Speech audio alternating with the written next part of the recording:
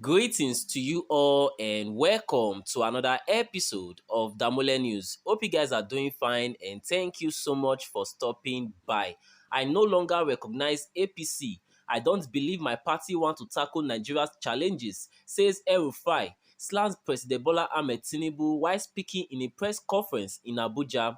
Alright, I'm going to be giving you guys the full details of this news, but please help us by liking and sharing this video so that YouTube and Facebook can recommend it to more people. Thank you. So, former Kaduna State Governor and founding member of the All Progressive Congress, Nasir El-Rufai, has expressed deep concerns over the capacity of the ruling APC and the President Bola Tinubu's administration to address the nation's challenges. Speaking at a conference on strengthening democracy in Nigeria held in Abuja on Monday, El-Rufai criticized the party leadership and accused the administration of targeting opposition parties for destruction. El-Rufai noted that APC have veered away from its founding ideas of tackling corruption, improving the economy and restoring security. El-Rufai also raised concerns about the state of opposition parties in the country, accusing the APC-led administration of deliberately undermining them. He warned that such actions could threaten Nigeria's democracy, referencing a recent poll that revealed 75% of registered voters do not plan to participate in the 2027 elections. The former governor expressed concern over the perceived targeting of opposition parties in Nigeria, particularly the People's Democratic Party (PDP). He warned that the PDP was heading for collapse, describing the situation as most unfortunate.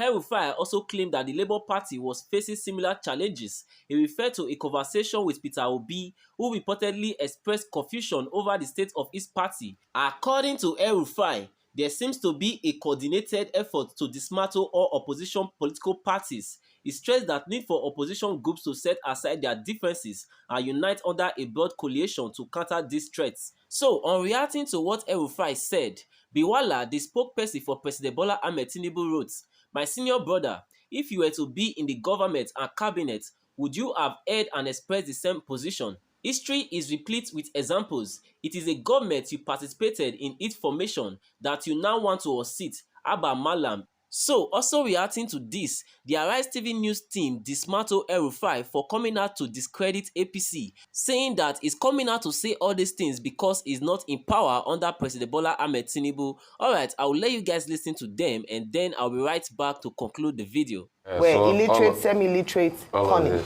But these are the same delegates that he was part of wooing. So he was part of wooing illiterate people, right?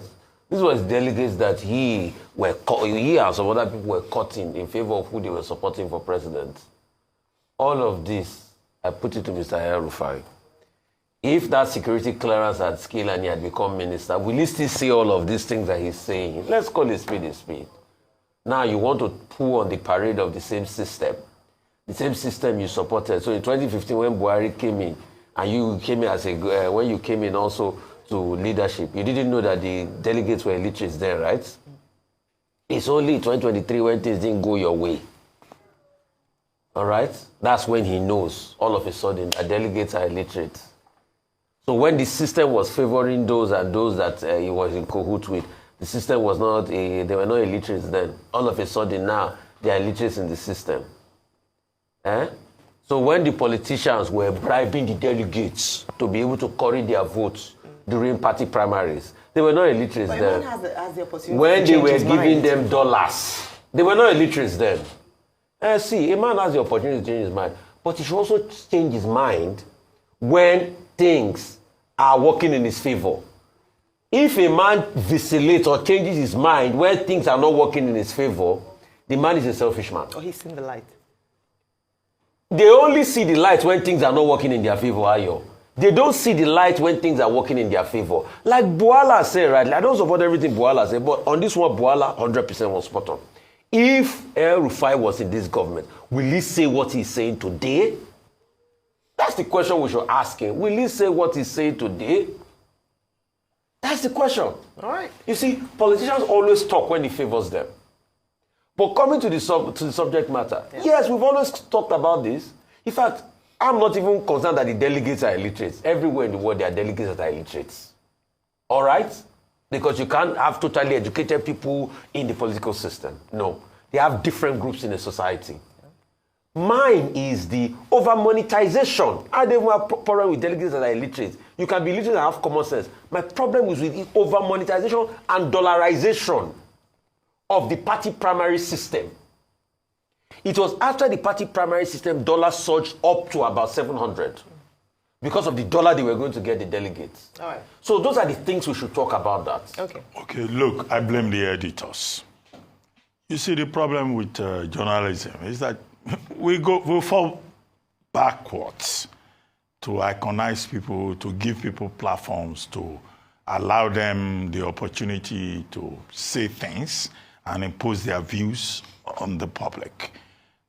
Sometimes we make mistakes in that regard. There are persons that should be disregarded by the media, that you don't give the platform because they use the media to pursue their own objectives. And when you help them to pursue their own objectives and achieve, they turn against the same media. They talk about press boys, they talk about media in a derogatory manner. There are some stories you just ignore because they are of no consequence. And I think that to go to the substance of this story, therefore, El-Rufai saying the leadership recruitment process in Nigeria is wrong. We are recruiting illiterates. We are recruiting all kinds of people.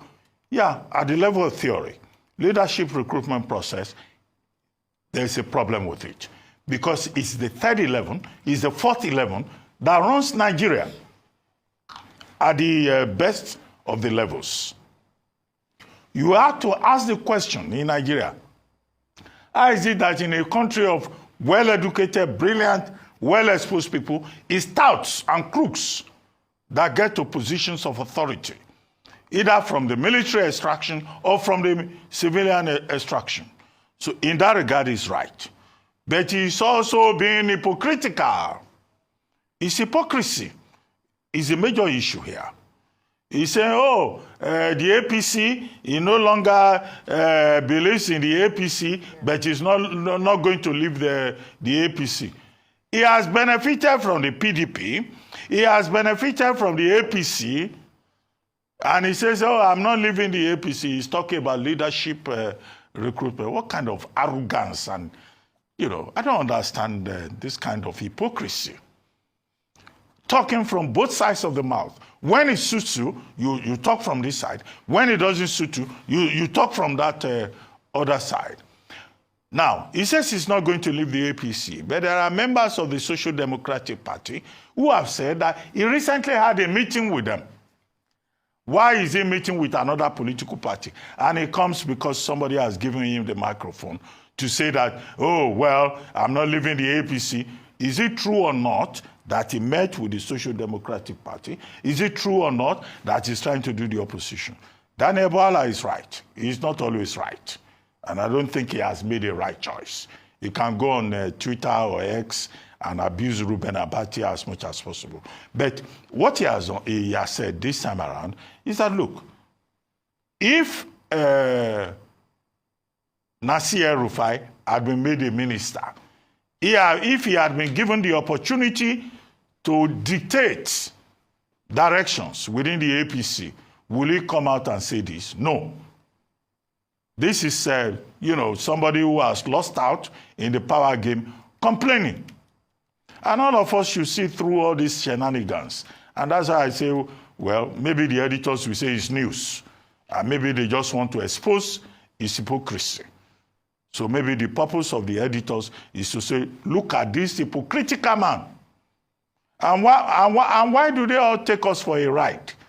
If you're in politics, you're in politics. Can you do politics with integrity, with values, not as it suits you? So I don't think that this is a big story.